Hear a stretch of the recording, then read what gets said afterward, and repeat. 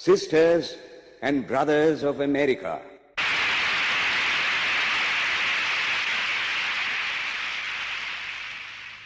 it fills my heart with joy unspeakable to rise in response to the warm and cordial welcome which you have given us. I thank you in the name of the most ancient order of monks in the world. I thank you in the name of the mother of religions, and I thank you in the name of the millions and millions of Hindu people of all classes and sects. My thanks also to some of the speakers on this platform who, referring to the delegates from the Orient, have told you that these men from far-off nations may well claim the honor of bearing to different lands the idea of toleration. I am proud to belong to a religion which has taught the world both tolerance and universal acceptance.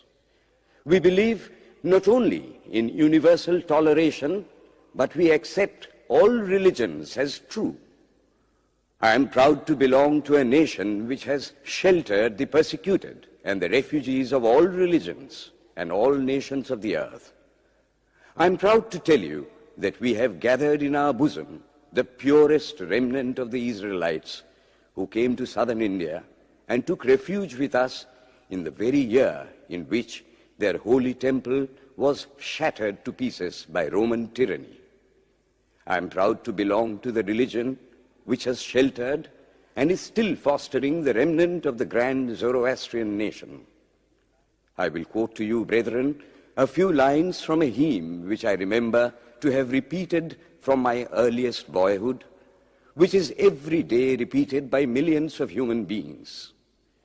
As the different streams, having their sources in different places, all mingle their water in the sea, so, O Lord, the different paths which men take through different tendencies, various though they appear, crooked or straight, all lead to Thee. The present convention, which is one of the most august assemblies ever held, is in itself a vindication, a declaration to the world of the wonderful doctrine preached in the Gita. Whosoever comes to me, through whatsoever form, I reach him. All men are struggling through paths which in the end lead to me. Sectarianism, bigotry, and its horrible descendant, fanaticism, have long possessed this beautiful earth. They have filled the earth with violence, drenched it often and often with human blood, destroyed civilization, and sent whole nations to despair. Had it not been for these horrible demons, human society would be far more advanced than it is now.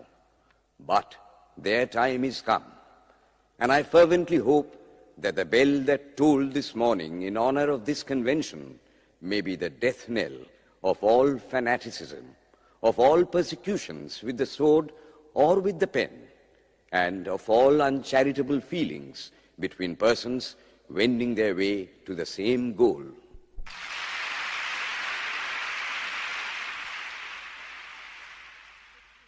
Ladies and gentlemen, on the agenda for today, the 15th of September, 1893, a galaxy of eminent speakers are scheduled to address us, and it gives us great pleasure to once again invite Swami Vivekananda to speak.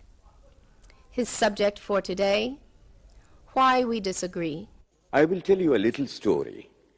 You have heard the eloquent speaker who has just finished say, "Let us cease from abusing each other," and he was very sorry that there should be always so much variance. But I think I should tell you a story which would illustrate the cause of this variance. A frog lived in a well. It had lived there for a long time. It was born there and brought up there, and yet was a little small frog. Of course, the evolutionists were not there then to tell us whether the frog lost its eyes or not, but for our story's sake, we must take it for granted that it had its eyes, and that it every day cleansed the water of all the worms and bacilli that lived in it with an energy that would do credit to our modern bacteriologists. In this way, it went on and became a little sleek and fat. Well, one day, another frog that lived in the sea came and fell into the well. "Where are you from?" "I am from the sea." "The sea? How big is that? Is it as big as my well?" And he took a leap from one side of the well to the other. "My friend," said the frog of the sea, "how do you compare the sea with your little well?" Then the frog took another leap and asked, "Is your sea so big?" "What nonsense you speak, to compare the sea with your well." "Well then," said the frog of the well, "nothing can be bigger than my well. There can be nothing bigger than this. This fellow is a liar, so turn him out." That has been the difficulty all the while. I am a Hindu. I am sitting in my own little well and thinking that the whole world is my little well. The Christian sits in his little well and thinks the whole world is his well. The Mohammedan sits in his little well and thinks that is the whole world. I have to thank you of America for the great attempt you are making to break down the barriers of this little world of ours, and hope that in the future the Lord will help you to accomplish your purpose.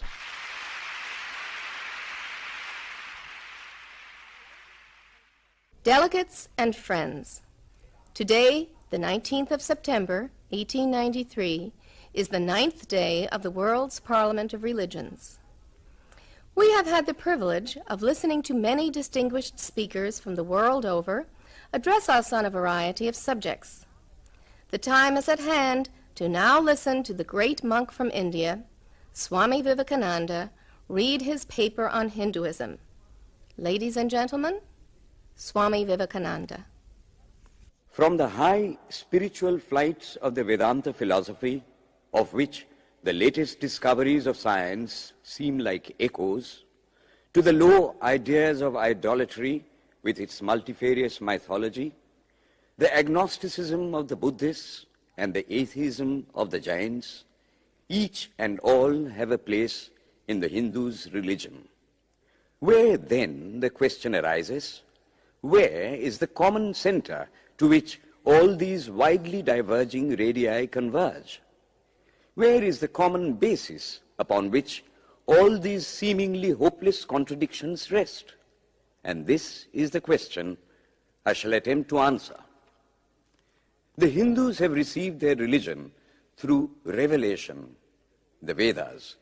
They hold that the Vedas are without beginning and without end. It may sound ludicrous to this audience how a book can be without beginning or end. But by the Vedas, no books are meant. They mean the accumulated treasury of spiritual laws discovered by different persons in different times. Just as the law of gravitation existed before its discovery and would exist if all humanity forgot it, so is it with the laws that govern the spiritual world. The moral, ethical, and spiritual relations between soul and between individual spirits and the Father of all spirits were there before their discovery and would remain even if we forgot them. The discoverers of these laws are called rishis, and we honor them as perfected beings. I'm glad to tell this audience that some of the very greatest of them were women. Here it may be said that these laws, as laws, may be without end, but they must have had a beginning. The Vedas teach us that creation is without beginning or end. Science is said to have proved that the sum total of cosmic energy is always the same. Then, if there was a time when nothing existed, where was all this manifested energy? Some say it was in a potential form in God. In that case, God is sometimes potential and sometimes kinetic, which would make him mutable. Everything mutable is a compound, and everything compound must undergo that change which is called destruction. So, God would die, which is absurd. Therefore, there never was a time when there was no creation. If I may be allowed to use a simile, creation and creator are two lines without beginning and without end, running parallel to each other. God is the ever-active providence by whose power systems after systems are being evolved out of chaos, made to run for a time and again destroyed. This is what the Brahmin boy repeats every day. The sun and the moon the Lord created like the suns and moons of previous cycles. And this agrees with modern science. Here I stand, and if I shut my eyes and try to conceive my existence, what is the idea before me? The idea of a body. Am I then nothing but a combination of material substances? The Vedas declare, no. I am a spirit living in a body. I am not the body. The body will die, but I shall not die. Here am I in this body. It will fall, but I shall go on living. I had also a past.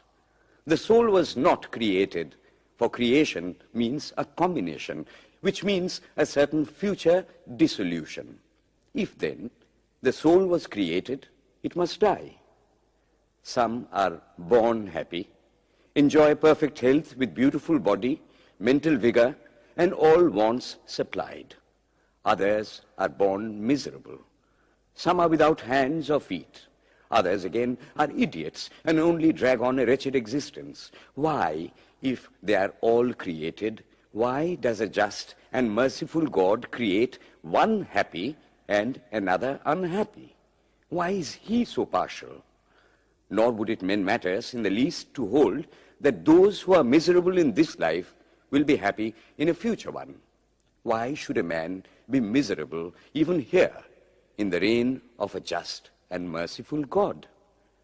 In the second place, the idea of a creator God does not explain the anomaly, but simply expresses the cruel fiat of an all-powerful being. There must have been causes then, before his birth, to make a man miserable or happy, and those were his past actions. Are not all the tendencies of the mind and the body accounted for by inherited aptitude? Here are two parallel lines of existence, one of the mind, the other of matter. If matter and its transformations answer for all that we have, there is no necessity for supposing the existence of a soul. But it cannot be proved that thought has been evolved out of matter. And if a philosophical monism is inevitable, spiritual monism is certainly logical and no less desirable than a materialistic monism. But neither of these is necessary here.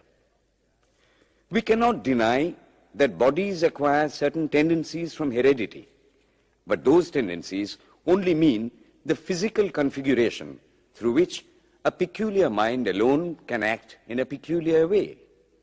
There are other tendencies peculiar to a soul caused by his past actions, and a soul with a certain tendency would, by the laws of affinity, take birth in a body which is the fittest instrument for the display of that tendency. This is in accord with science, for science wants to explain everything by habit, and habit is got through repetitions. So, repetitions are necessary to explain the natural habits of a newborn soul, and since they were not obtained in this present life, they must have come down from past lives. There is another suggestion.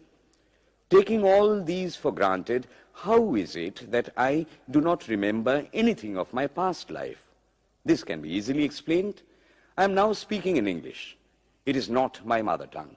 In fact, no words of my mother tongue are now present in my consciousness. But let me try to bring them up. And they rush in. That shows that consciousness is only the surface of the mental ocean, and within its depths are stored up all our experiences. Try and struggle. They would come up, and you would be conscious even of your past life. This is direct and demonstrative evidence. Verification is the perfect proof of a theory, and here is the challenge thrown to the world by the rishis. We have discovered the secret by which the very depths of the ocean of memory can be stirred up. Try it, and you would get a complete reminiscence of your past life. So then, the Hindu believes that he is a spirit. Him the sword cannot pierce, him the fire cannot burn, him the water cannot melt, him the air cannot dry. He is nowhere, but whose center is located in the body, and that death means the change of this center from body to body. Nor is the soul bound by the conditions of matter. In its very essence, it is free, unbounded, holy, pure, and perfect. But somehow or other, it finds itself tied down to matter and thinks of itself as matter. Why should the free, perfect, and pure being be thus under the thraldom of matter, is the next question. How can the perfect soul be deluded into the belief that it is imperfect? We have been told that the Hindus shirk the question and say that no such question can be there. Some thinkers want to answer it by positing one or more quasi-perfect beings and use big scientific names to fill up the gap. But naming is not explaining. The question remains the same. How can the perfect become the quasi-perfect? How can the pure, the absolute, change even a microscopic particle of its nature? But the Hindu is sincere. He does not want to take shelter under sophistry. He is brave enough to face the question in a manly fashion, and his answer is, I do not know. I do not know how the perfect being, the soul, came to think of itself as imperfect, as joined to and conditioned by matter. But the fact is a fact for all that. It is a fact in everybody's consciousness that one thinks of oneself as the body. The Hindu does not attempt to explain why one thinks one is the body. The answer, that it is the will of God, is no explanation. This is nothing more than what the Hindu says, I do not know. Well then, the human soul is eternal and immortal, perfect and infinite, and death means only a change of center from one body to another. The present is determined by our past actions, and the future by the present. The soul will go on evolving up or reverting back from birth to birth and death to death. But here is another question. Is man a tiny boat in a tempest, raised one moment on the foamy crest of a billow and dashed down into a yawning chasm the next, rolling to and fro at the mercy of good and bad actions, a powerless, helpless wreck in an ever-raging, ever-rushing, uncompromising current of cause and effect, a little moth placed under the wheel of causation, which rolls on, crushing everything in its way, and waits not for the widow's tears or the orphan's cry? The heart sinks at the idea. Yet, this is the law of nature. Is there no hope? Is there no escape? Was the cry that went up from the bottom of the heart of despair. It reached the throne of mercy, and words of hope and consolation came down and inspired a Vedic sage, and he stood up before the world and in trumpet voice proclaimed the glad tidings. Hear ye, children of immortal bliss, even ye that reside in higher spheres. I have found the Ancient One who is beyond all darkness, all delusion. Knowing him alone, you shall be saved from death over again.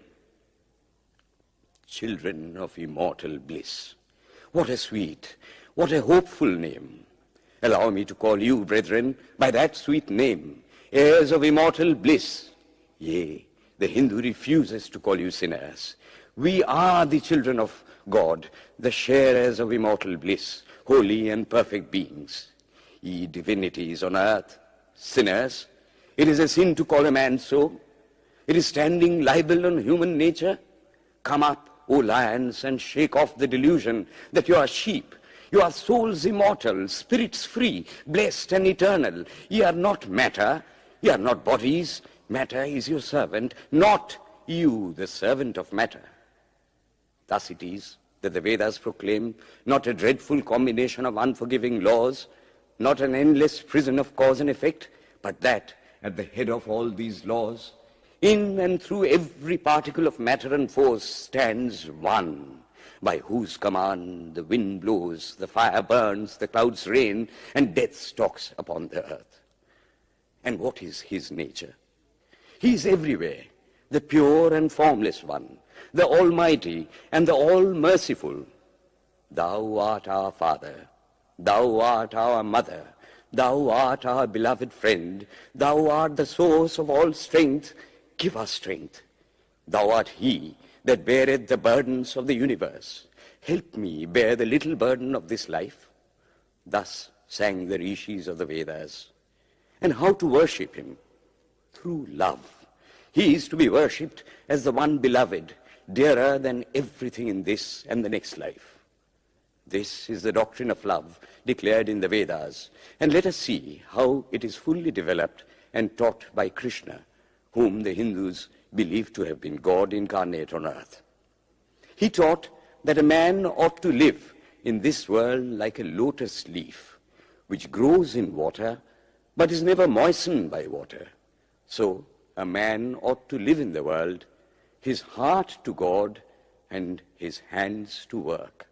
It is good to love God for hope of reward in this or the next world, but it is better to love God for love's sake. And the prayer goes, Lord, I do not want wealth, nor children, nor learning. If it be thy will, I shall go from birth to birth. But grant me this, that I may love thee without the hope of reward. Love unselfishly for love's sake. One of the disciples of Krishna, the then Emperor of India, was driven from his kingdom by his enemies and had to take shelter with his queen in a forest in the Himalayas. And there, one day, the queen asked him how it was that he, the most virtuous of men, should suffer so much misery. Yudhishthira answered, Behold, my queen, the Himalayas. How grand and beautiful they are. I love them. They do not give me anything, but my nature is to love the grand, the beautiful. Therefore, I love them. Similarly, I love the Lord. He is the source of all beauty, of all sublimity. He is the only object to be loved. My nature is to love him, and therefore I love. I do not pray for anything. I do not ask for anything. Let him place me wherever he likes. I must love him for love's sake. I cannot trade in love. The Vedas teach that the soul is divine, only held in the bondage of matter. Perfection will be reached when this bond will burst, and the word they use for it is, therefore, mukti, freedom. Freedom from the bonds of imperfection, freedom from death and misery. And this bondage can only fall off through the mercy of God, and this mercy comes on the pure. So, purity is the condition of his mercy. How does that mercy act? He reveals himself to the pure heart. The pure and the stainless see God, yea, even in this life. Then and then only, all the crookedness of the heart is made straight.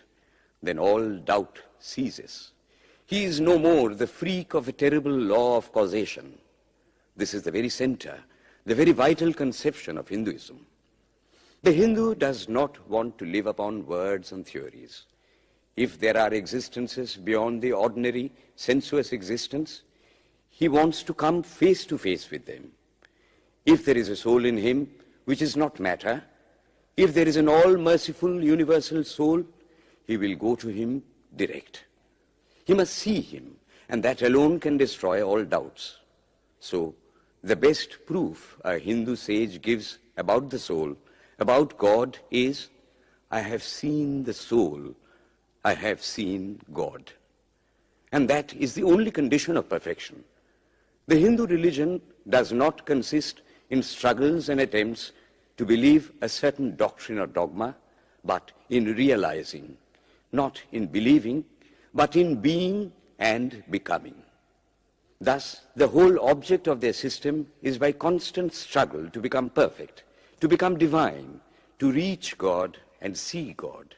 And this reaching God, seeing God, becoming perfect, even as the Father in heaven is perfect, constitutes the religion of the Hindus. And what becomes of a man when he attains perfection? He lives a life of bliss infinite. He enjoys infinite and perfect bliss, having obtained the only thing in which man ought to have pleasure, namely God, and enjoys the bliss with God. So far, all the Hindus are agreed. This is the common religion of all the sects of India. But then, perfection is absolute, and the absolute cannot be two or three. It cannot have any qualities. It cannot be an individual. And so, when a soul becomes perfect and absolute, it must become one with Brahma, and it would only realize the Lord as the perfection, the reality of its own nature and existence, the existence absolute, knowledge absolute, and bliss absolute. We have often and often read this called the losing of individuality and becoming a stock or a stone. He jests at scars that never felt a wound. I tell you, it is nothing of the kind.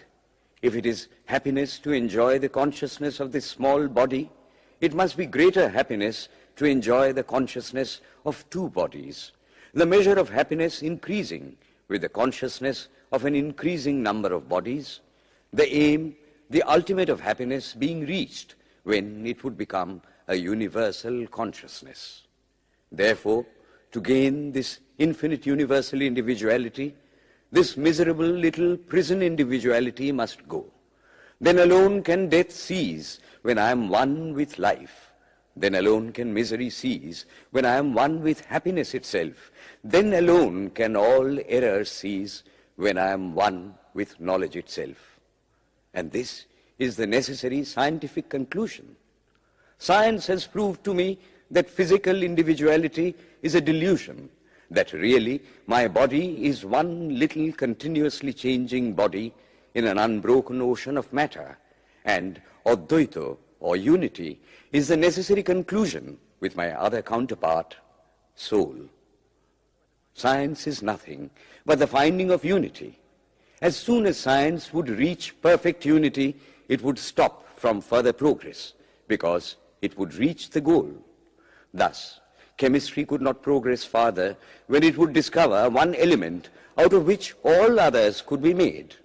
Physics would stop when it would be able to fulfill its services in discovering one energy of which all the others are but manifestations. And the science of religion become perfect when it would discover Him who is the one life in a universe of death, Him who is the constant basis of an ever-changing world, one who is the only soul of which all souls are but delusive manifestations. Thus is it, through multiplicity and duality, that the ultimate unity is reached. Religion can go no farther. This is the goal of all science. All science is bound to come to this conclusion in the long run. Manifestation and not creation is the word of science today. And the Hindu is only glad that what he has been cherishing in his bosom for ages is going to be taught in more forcible language and with further light from the latest conclusions of science. Descend we now from the aspirations of philosophy to the religion of the ignorant. At the very outset, I may tell you that there is no polytheism in India. In every temple, if one stands by and listens, one will find the worshippers applying all the attributes of God, including omnipresence, to the images. It is not polytheism, nor would the name henotheism explain the situation. The rose, called by any other name, would smell as sweet. Names are not explanations. The tree is known by its fruits. When I have seen amongst them that are called idolaters, men, the like of whom in morality and spirituality and love I have never seen anywhere, I stop and ask myself, can sin beget holiness?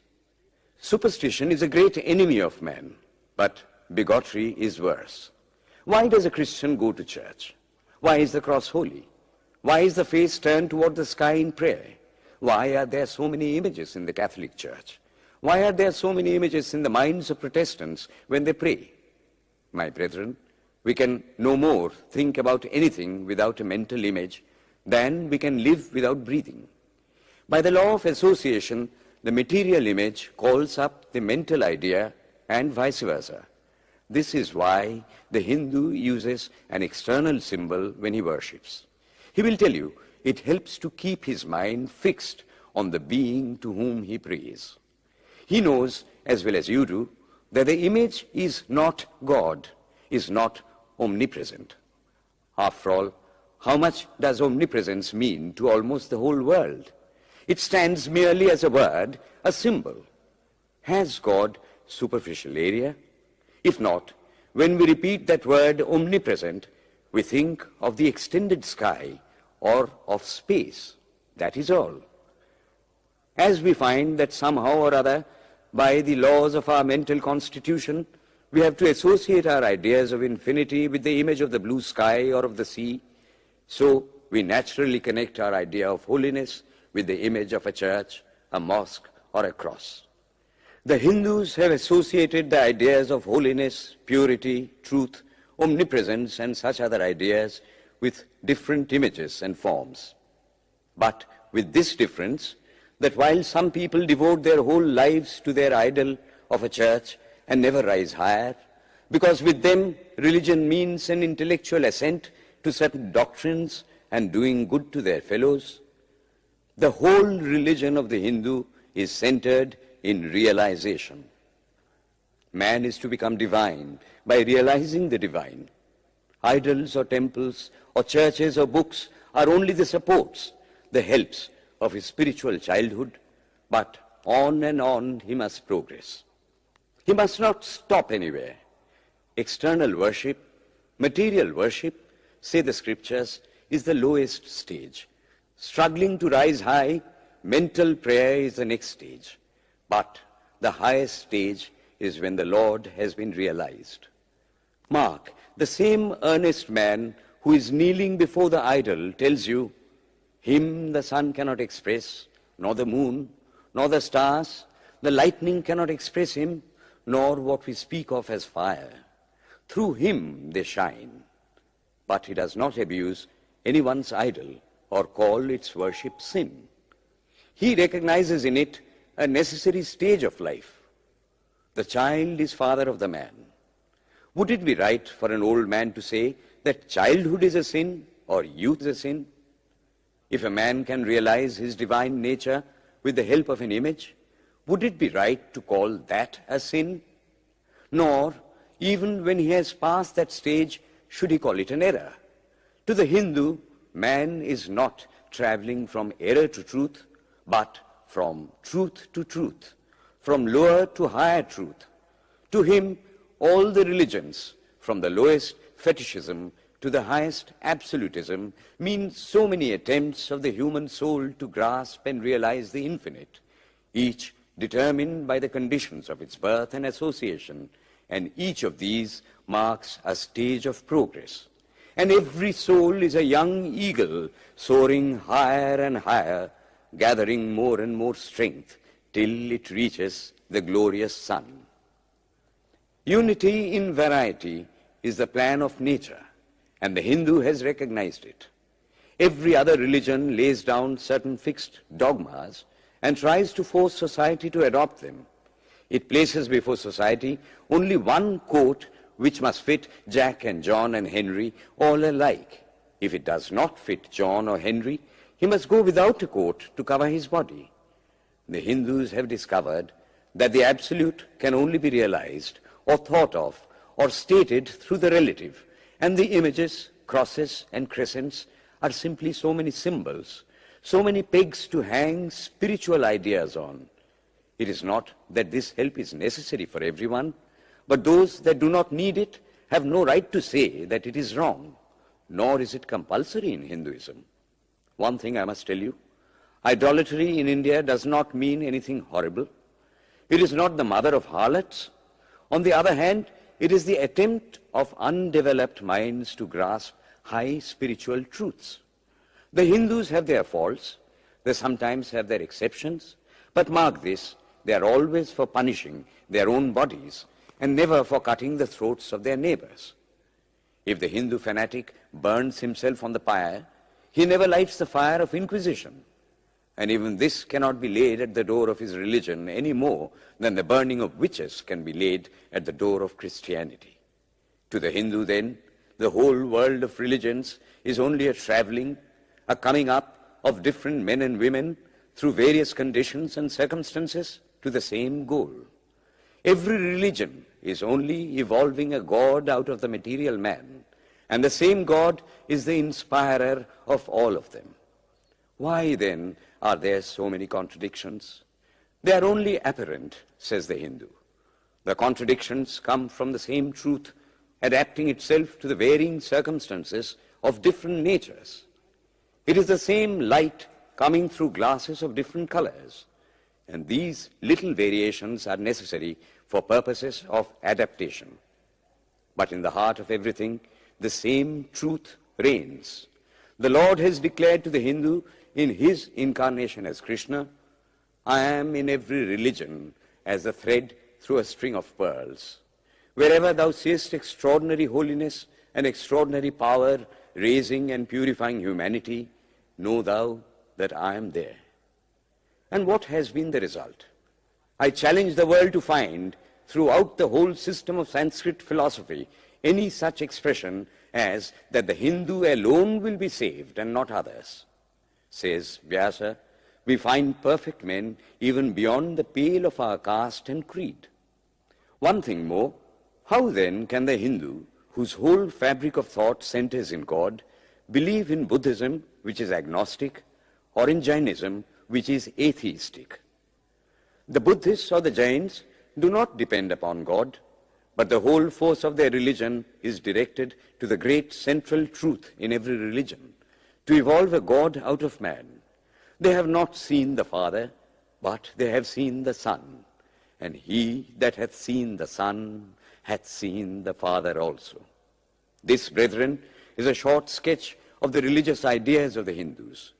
The Hindu may have failed to carry out all his plans, but if there is ever to be a universal religion, it must be one which will have no location in place or time, which will be infinite like the God it will preach, and whose sun will shine upon the followers of Krishna and of Christ, on saints and sinners alike, which will not be Brahminic or Buddhistic, Christian or Mohammedan, but the sum total of all these, and still have infinite space for development, which in its Catholicity will embrace in infinite arms and find a place for every human being from the lowest groveling savage, not far removed from the brute, to the highest man towering by the virtues of his head and heart almost above humanity, making society stand in awe of him and doubt his human nature.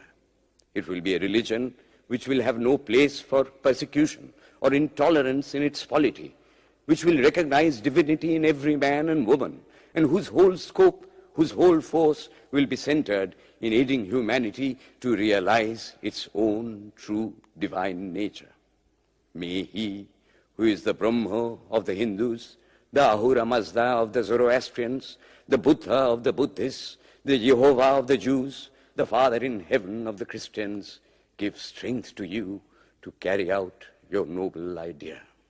The star arose in the east. It traveled steadily towards the west, sometimes dimmed and sometimes effulgent, till it made a circuit of the world.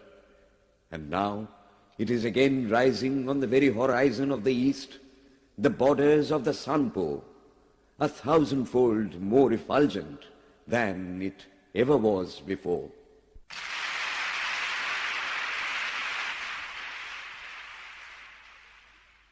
Today, the 26th of September, 1893, is the penultimate day of this Parliament of Religions at Chicago. We have listened to engrossing discourses on the religions and theologies of the participating countries in these past 2 weeks. In continuing this series, Swami Vivekananda will now speak on Buddhism, the fulfillment of Hinduism. The religion of the Hindus is divided into two parts, the ceremonial and the spiritual. The spiritual portion is specially studied by the monks. In that, there is no caste. A man from the highest caste and a man from the lowest may become a monk in India, and the two castes become equal. In religion, there is no caste. Caste is simply a social institution. When Buddha was teaching, Sanskrit was no more the spoken language in India. It was then only in the books of the learned. Some of Buddha's Brahmin disciples wanted to translate his teachings into Sanskrit, but he distinctly told them, "I am for the poor, for the people. Let me speak in the tongue of the people." And so, to this day, the great bulk of his teachings are in the vernacular of that day in India. Whatever may be the position of philosophy, whatever may be the position of metaphysics, so long as there is such a thing as death in the world, so long as there is such a thing as weakness in the human heart, so long as there is a cry going out of the heart of man in his very weakness, there shall be a faith in God. Let us then join the wonderful intellect of the Brahmin with the heart, the noble soul, the wonderful humanizing power of the great master.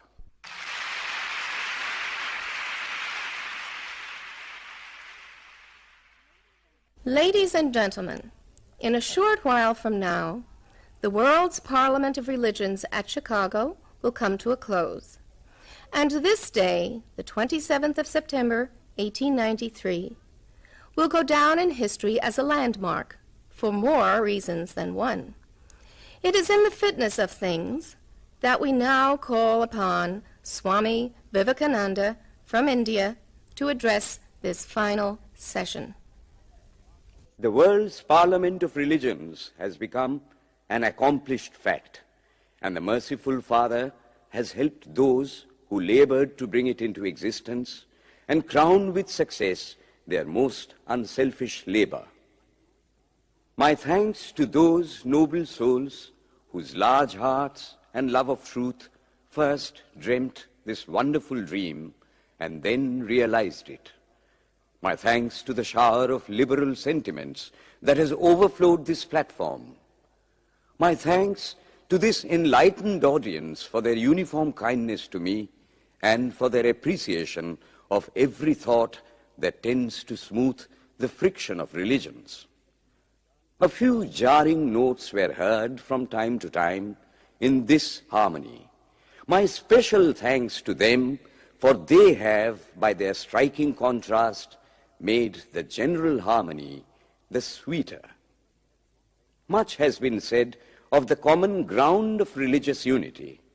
I am not going just now to venture my own theory, but if anyone here hopes that this unity will come by the triumph of any one of the religions and the destruction of the others, to him I say, brother, yours is an impossible hope.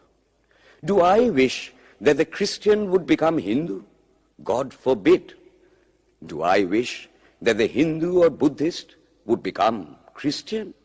God forbid. The seed is put in the ground, and earth and air and water are placed around it. Does the seed become the earth or the air or the water? No. It becomes a plant. It develops after the law of its own growth, assimilates the air, the earth, and the water, converts them into plant substance, and grows into a plant. Similar is the case with religion. The Christian is not to become a Hindu or a Buddhist, nor a Hindu or a Buddhist to become a Christian, but each must assimilate the spirit of the others and yet preserve his individuality and grow according to his own law of growth. If the Parliament of Religions has shown anything to the world, it is this. It has proved to the world that holiness, purity, and charity are not the exclusive possessions of any church in the world, and that every system has produced men and women of the most exalted character.